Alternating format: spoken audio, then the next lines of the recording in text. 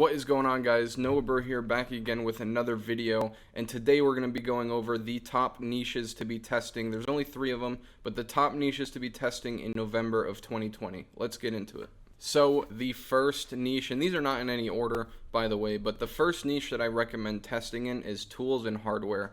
Now, the 3 main things that I love about this niche are the high margins. There's not a whole lot of competition, so usually when you find a winner, you're able to scale without, super high CPMs or anything like that. And obviously, there are a ton of unique products in this space. Now, one thing I do want to say is, obviously, if you're somebody like me, you don't know much about the tools and hardware industry. Usually when I see a tool, I don't really know what it does, but after doing a little bit of research, I might find out that it's actually really cool. And one thing to look out for this industry is really good pricing on AliExpress products. For example, there was a welder that I've scaled to 6 figures multiple times. Basically just like a box welder. You wouldn't think that that's a product that does really well with drop shipping, but it actually did really well. Usually had a 4 to 5 ROAS when it popped off, and it scaled pretty well because there's like no competition. But one thing to look out for is products that are priced super duper low compared to the rest of the world's prices. Or not the world's, but other retailers. So for this welder, usually people are selling them for $200-$250, and on AliExpress you could find them for literally $50. So that basically what I did was took that, listed it on my store for $100, and it was that simple to come into this new market with a super good price if you compare it to Home Depot, Lowe's, Amazon, and basically come into this market. I didn't know much about welding, but it was just such a good price. Generic product, yes, like you can get them anywhere. It's not anything new. It does solve a problem, but it's a problem that has been solved. But I think mainly because of the prices, you can find some really unique opportunities in this industry. And I think another great thing about the tools and hardware industry is most dropshippers are not trying to tackle this industry. Usually when people come into dropshipping, they're trying to find trendy, cool, just products that are kind of dinky. You know which ones I'm talking about. I don't really have to explain much more, but you know what I'm talking about. And tools is not one of those categories where people are like, oh yeah, people are gonna go crazy over this new hammer that I have. So basically what you can do, especially if you're new, is come into this industry, find products with great prices. You can offer them at great prices. Usually these products are easy to make video ads for.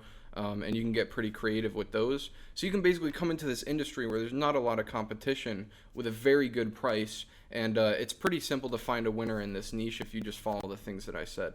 So the next niche that you're going to want to be testing in is, of course, the fitness niche. I know everybody is saying this right now, and there's 2 main reasons. Number one, obviously, coming into Black Friday, it's going to be easy to sell fitness products, like let's say resistance bands or the weighted vests, stuff like that is going to sell really well just by default. But on top of that, we're in a pandemic right now, which means a lot of people are stuck at home and trying to better themselves, including me. I'm not somebody that has cared a lot about their health, but I've just been chilling at home working, and I even bought myself a treadmill, and I've been running a mile every single day. So if it's enough to make me care about my health, I'm sure a lot of other people are also caring about their health a lot right now, just because of the pandemic. Another thing to note is Q1 is usually the time where the most sales run through fitness companies, gyms, people that sell fitness products, just because of New Year's resolutions. So even though it will also do well on Black Friday, literally right around the corner, maybe like a month and a half later, you're going to have a lot of people that are trying to better themselves for the new year that you can sell to. One thing to note about this niche is there is a ton of competition. Almost everybody that gets into dropshipping has tried out the fitness niche or is going to at one point. It's kind of hard to market in this industry because there's so many brands that are already trusted, that kind of have control over the industry, and they have loyal customers as well. But I would just ignore that just because there's so many products that you can choose from in this space. The chances of you finding a super unique product and another company already crushing it are pretty high. But if you look in the right places on AliExpress, you can actually find really cool fitness products that nobody has really touched yet. And that's the market that I like to tap into when it comes to the fitness industry, is just try to find products that aren't super saturated, but also solve a big problem, and it should be a winner. The last thing I want to say about the fitness niche is the margins are usually lower, coming from tools and hardware, where you're looking at margins of anywhere from like 40 all the way up to $100. In the fitness niche, usually the margins are like, 25, $30 to maybe $50 if you have something that's super high value. But again, all these things kind of balance each other out. And if you can find a fitness product winner right now, you're going to be sitting in a pretty good spot when it comes to Black Friday and the New Year's resolution. So like in the beginning of next year. So this is the last and probably my favorite, probably the best niche to go out of any of these three, and that is hobbies and sports. Now there's a few reasons for this. The main reason being is there's so many sports and hobbies to choose from that, you're not really going to be limited, right? Like a sport like baseball might be super duper saturated, and then you go into a hobby such as dancing, or maybe dancing is considered a sport, I don't know, but you go into hobbies such as like maybe RC car racing or just playing with RC cars. That's not a niche that's super duper saturated, and I've actually had a couple RC cars as winners.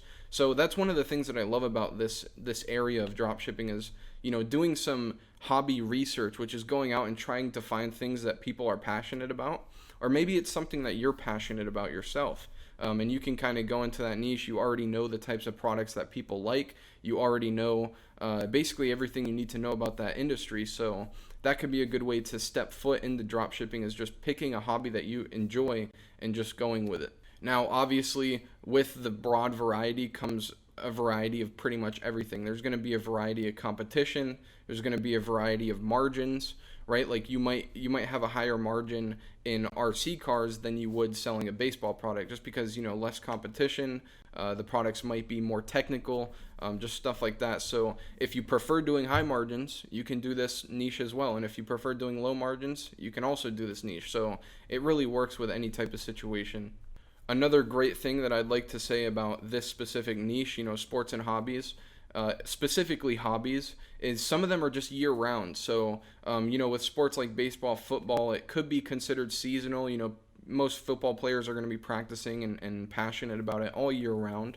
But when it comes to something like RC cars, if you find a winner now, you're not going to be limited by time when it comes to selling it. And obviously it's a great gift, for Christmas, and then coming into the New Year's. It might actually do better as the seasons change, because maybe you can change the type of RC car that you sell. Maybe during summer you can sell a rock climber. Maybe during the fall you can sell like an off-roader. Maybe during the winter you can sell a snowmobile RC car, who knows?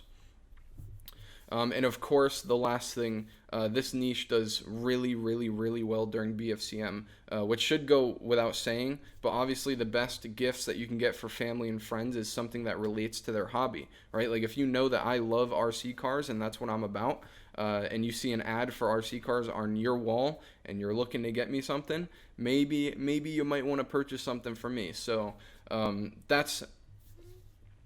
those are all the reasons that I love the sports and hobby niche. It's such a broad variety of hobbies and sports and products and margins that you can sell, and it really opens up the opportunity for you to sell something that's really year-round. It doesn't really get that affected by seasons. It does really good in a month or actually, it's November 2nd right now, so literally in 25 days, BFCM is coming.